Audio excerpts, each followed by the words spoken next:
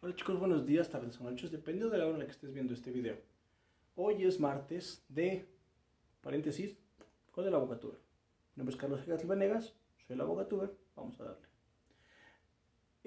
Hoy 4, bueno, ya 5 de mayo del 2021, tenía varios temas que quería platicar con ustedes sobre la ley de datos biométricos, sobre la prórroga del presidente de la Suprema Corte de Justicia de la Nación, sobre el desafuero de cabeza de vaca.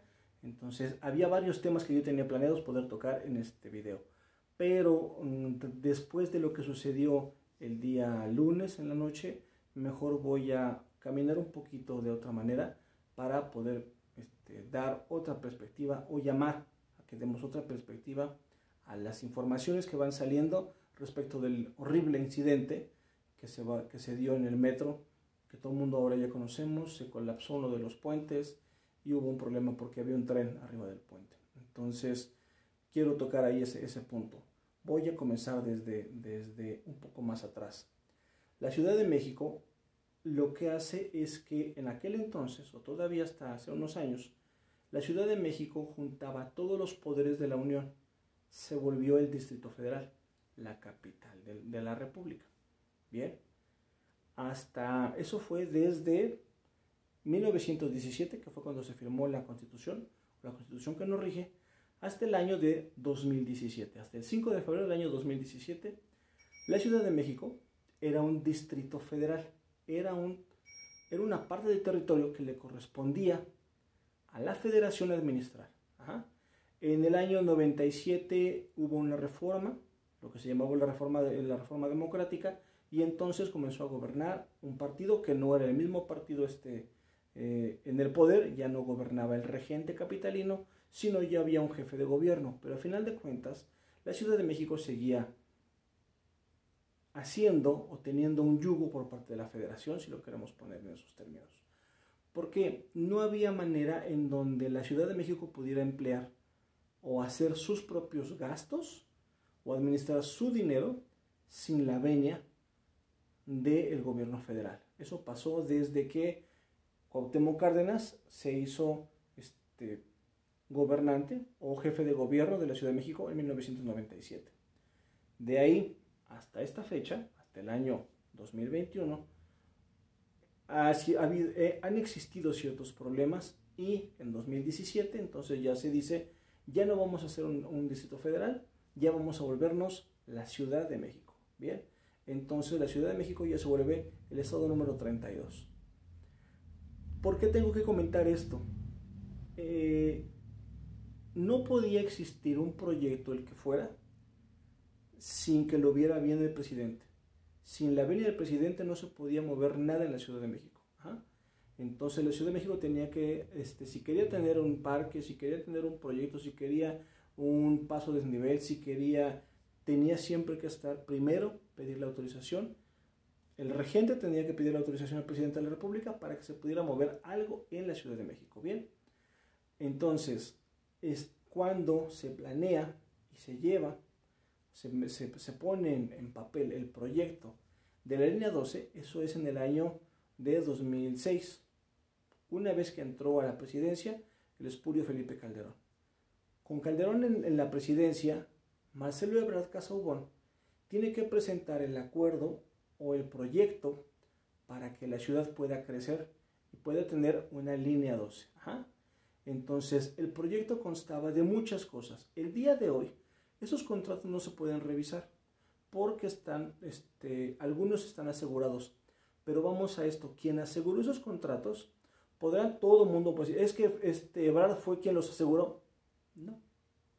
Quien aseguró los contratos para que no se pudieran revisar en muchos años fue Felipe Calderón. Porque a final de cuentas, la Ciudad de México era ese pequeño patio trasero que el gobierno federal siempre tenía. Bien, porque nuestra administración pública en la Ciudad de México dependía de la administración pública federal. Bien, entonces sí, él comienza el proyecto, sí, pero a él le modifican el proyecto porque ya no meten los trenes que debían meter, en las condiciones en las que se debían de meter, ni con los largos y anchos que se debían de meter. Y entonces eso genera un problema.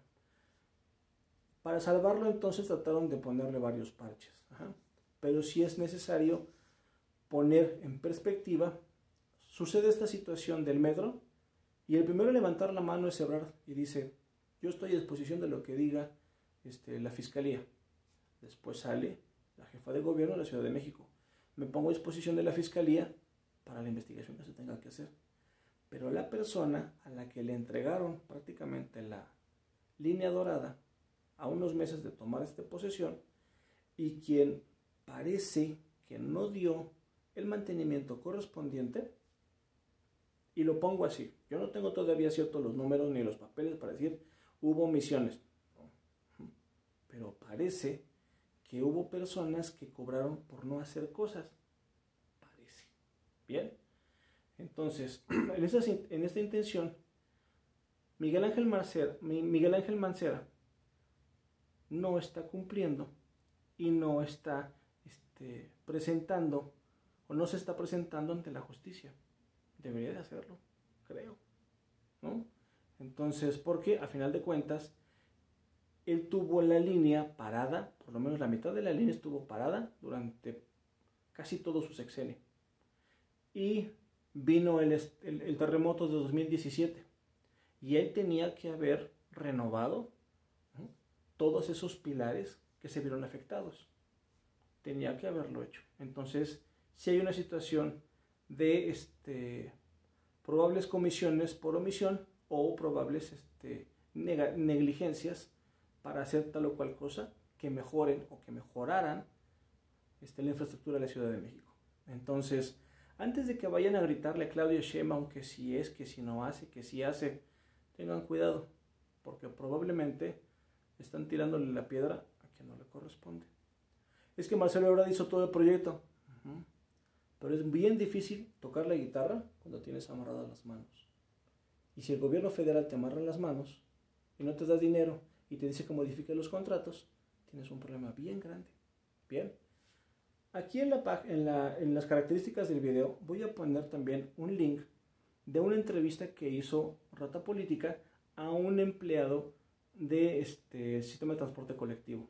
Es importante esa entrevista que hace Rata Política, porque dentro de todo esto él te va a explicar cómo eran los contratos, cómo se modificaron, si eran viables, si no eran viables, si los trenes, si no los trenes, y ahí ya entraré después como profesor a explicar un principio ahí no tan raro o no tan complicado, siempre que alguien se tome el tiempo para poder explicarlo, bien, pero eso ya será para otro video, bien.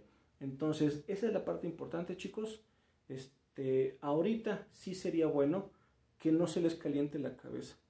Hay que hacer un llamado a la mesura, por lo menos desde este canal y muchos canales de mis compañeros y de mis representados, muchos de ellos, todos ellos son mis amigos. Entonces, ya que te llamo a no te dejes llevar por lo primero que te digan. Lo mismo ha sido siempre.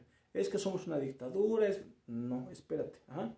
Y de una parte importante y denesnable, en verdad, diputados panistas van y se presentan y en lugar de que la señora está en un Jesús, con el Jesús en la boca, de que no sabe dónde está su crío, y lejos de que le digan, señora, súbase al carro, vamos a buscarlo a los hospitales, lo primero que dicen es, vamos a levantar una denuncia.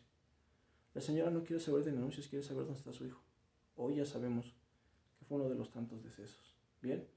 Pero sí, en verdad, qué poca madre, de esos diputados del PAN, que sin tener ningún escrúpulo, se ponen a lucrar políticamente con el sufrimiento de las personas.